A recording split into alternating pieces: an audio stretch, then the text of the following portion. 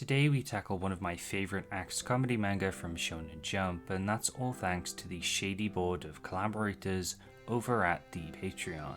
They're responsible for voting this video to be made, so go check out the Patreon or wait until the end of the video for more info.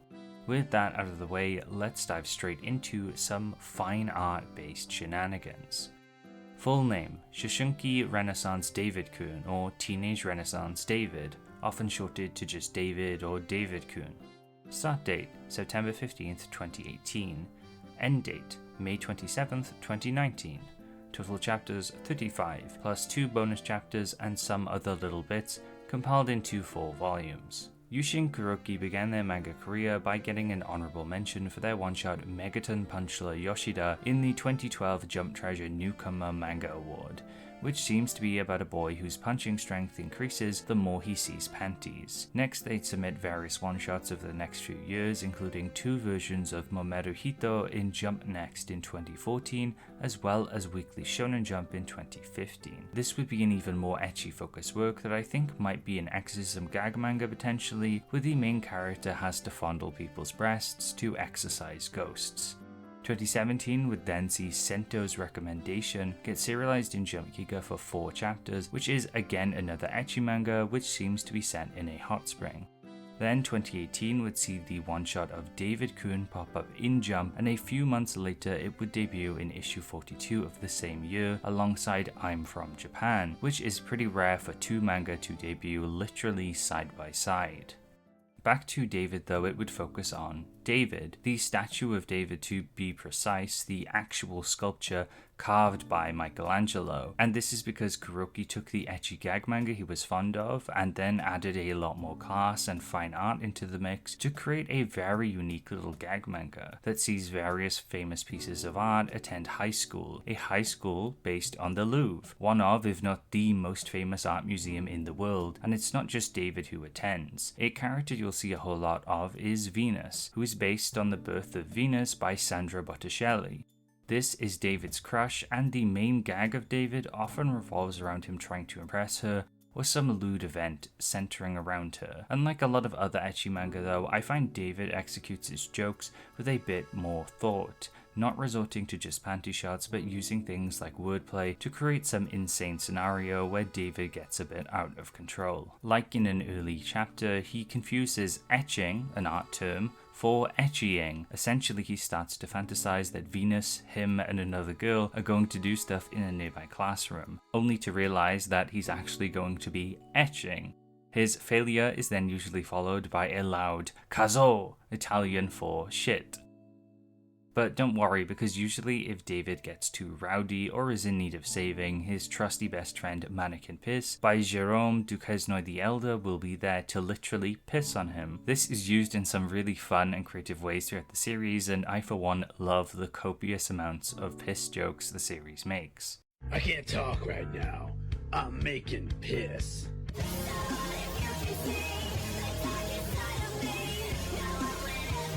Other characters are also gradually introduced, like Mona Lisa, created by Leonardo da Vinci, who acts as a secondary love interest and is the awkward shy girl type character. David's family are also all modelled on different sculptures or paintings, like his sister Leda, based on Michelangelo's Leda and the Swan, his mother Athena, based on the Athena Mattei, and of course his father Michelangelo, based on the portrait of Michelangelo by Daniele da Volterra. I love the detail that both David and his sister are works created by Michelangelo, the artist. The series doesn't go too deep with anything thematically, but the idea of your artwork being your children is very sweet, I think, and it does fit with the series overall having a massive amount of admiration for art in general. Listing these various characters and art pieces may have any fans of art history perking up, which is an absolute strength of David-Kun. Its references to art in general, I think, is a fun way to learn bits and pieces of art history, acting as a gateway by showing you all these paintings and sculptures in humorous positions, with each chapter usually having many references. It isn't just the characters that act as pure references though, but the situations they're put in will often mimic a famous work of art too. Gags and whole chapters will often end with big references as a sort of payoff, which perfectly interweaves its art and joke elements. A good example is in this beach chapter where you'd expect a lot of ecchi moments. It actually makes multiple references to the movie Jaws instead, which all builds up to a parody of Layton and his sons. Since David is also a parody gag manga, it will sometimes veer into making Shonen Jump specific jokes like me and Roboco, like the time where David and gang must answer a Sphinx's riddles, which end up being Shonen Jump based. David of course is such a fanboy that he knows everything, and when posed to answer a Hunter x Hunter question, he literally turns into Leorio. True Sigma behavior. Since David doesn't have any solid plot, there's not much story analysis I can do, but I can mention smaller events like I have done already. One of my favourite chapters I wanted to bring up is this one where David and Venus take a shortcut on the way to school, resulting in them travelling through all of these different sorts of paintings. It's a great showcase of the manga's creativity, and it feels like a relaxing and funny stroll through the art world, which culminates in the two emerging from Mr. Bocca della Verita's mouth, a reoccurring character based on the Bocca della Verita, or the Mouth of Truth.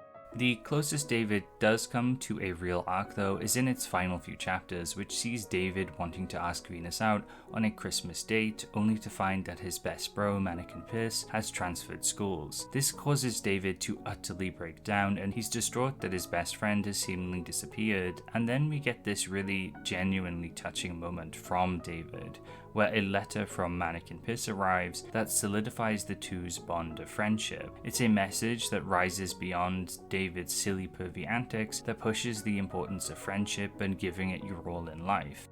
It really embodies the ideals of Jump in these few chapters and wraps up the manga in a solid and lovely way, seeing David confess to Venus and showing that David is surrounded by tons of supported people who love him. At the time of its ending, Shonen Jump didn't have many gag manga. In fact, both in the magazine got axed or moved at the same time, so perhaps with releasing them both they aimed for a gag hit, but weren't met with the results they wanted. The batch David left in also released Tokyo Shinobi Squad, Samurai 8, Double Taisei, and Beast Children, focusing more on action and sports titles, and it would be another year until another gag manga, Mitama Security, would join the magazine. Jump is usually a bit more lenient to gag manga, letting them run a bit longer if they're low on them, so overall I find it a bit weird they decided to axe both David and move I Am From Japan. Another big reason why David might not have been deemed necessary to keep around is because while it was a gag manga, it also focused on ecchi elements specifically, which we also saw in Yuuna of the Haunted Hotsprings, Food Wars, and We Never Learn Sometimes, so theoretically it might have been contending with too many other manga in the magazine. Couple this with its semi-niche subject matter of fine art, and I can see why it wasn't the most popular, despite how much I personally loved it. In hindsight as well, I'm not sure what I would even axe instead of it. Weirdly, at 23 chapters, Chainsaw Man is kind of the most enticing and possibly showed how much it dodged a bullet at the time, since the other manga in the magazine were either too small to be axed, big established titles, or rising rookies like JJK and Act Age. If Jump wasn't so packed, if it didn't try a batch of 4 manga, or if this was just 1 year or so later, I think David might have had a longer run, similar to Agravity Boys, which managed to coast in the magazine through 2020 due to an exodus of big manga. I have an axe file on that one too, and it's a great gag manga like David, so check that one out as well if you're enjoying the video. But what does everyone else think about David-Kun and its axing? I asked the peeps over on Discord as well as the patrons for their thoughts. We have a few smaller comments first, one from Palm who describes it as deranged and piss focused, which stirred up some interest in the server. Nidhoga found it extremely enjoyable and praises its creative premises, with it being an axe that still stings the most for them. Will Cacti said David is my friend, and it's true. David is a friend to everyone. Full Metal went in for a reread to test if their feelings had changed, and like me, they were pleasantly surprised that it still holds up, piss jokes and all, with those being especially funny to them. They also say their favourite chapter was meeting David's family for the first time, which is definitely a highlight for me as well. I definitely feel like a kindred spirit here, since it's always been a manga that's never left my mind as well, due to its comedy style and art featuring all the statues and fine art pieces. It's an incredibly memorable manga. Emblem comes in with an artist perspective, really digging its visual references, and they got a lot out of it on a reread as well. This seems to be a pretty common occurrence where most comments this time are from rereaders who loved the series and still really loved it, me included. They do go on to say if it was allowed to last longer, perhaps it would have gotten stale as well, which is an idea we'll touch on again in a minute. Which Sarah wasn't a big fan of the piss jokes, but again loved the art references and was the only one to bring up Narcissus, liking their jokes specifically. Jade found it always fun and fresh in its use of real world art pieces and in its characters and gags, always being excited at what the manga would reference next. They did find the piss jokes got old, but it ended before really getting annoying, with it still being one of the higher rated axed manga from Jump. Kinky found it to be the best gag manga they've read from Jump, citing each chapter as being enjoyable and praising it for its emotional conclusion. The balance of its absurdist humor, goofy cast, and Renaissance art pieces kept it engaging the whole way through, and they hope to see Kuroki return one day again. Manga Crash comes in to praise David, while also stating it was part of why they started liking gag comedy manga that ended up getting cancelled, as well as it being one of the first ongoing Jump manga they caught up with. This is actually the same case for me too, with David being one of, if not my first new Jump manga I caught up with and read week by week.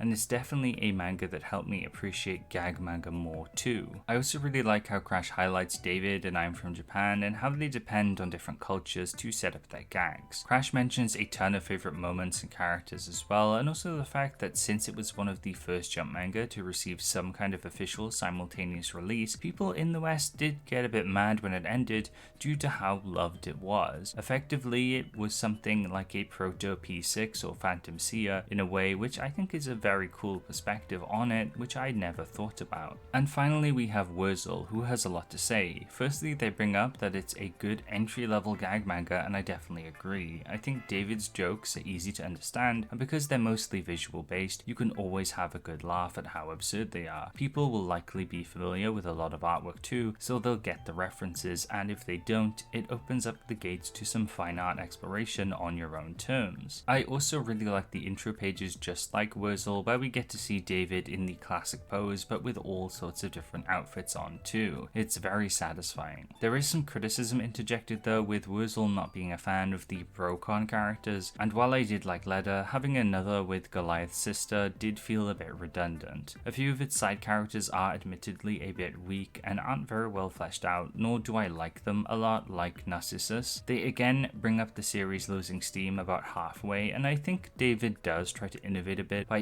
introducing these new characters, but I could see it gradually getting stale as they're just not as funny as the original ones introduced. Nobody ever does outright say it got boring or stale though, as it does end at a good point, feeling quite natural despite its acts.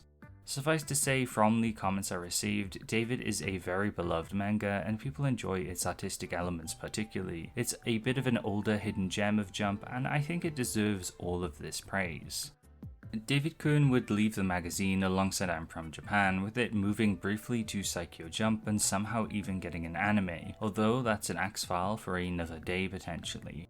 Yushin Kuroki seemingly hasn't done any published manga since, although you can find them on Twitter where they post artwork, mostly of Mona and Venus, where their ecchi influence really shines. A short 2-page doujin for David also exists by Kuroki called Long Time No See David, which is also pretty sweet, but it seems like they've left the manga industry behind somewhat.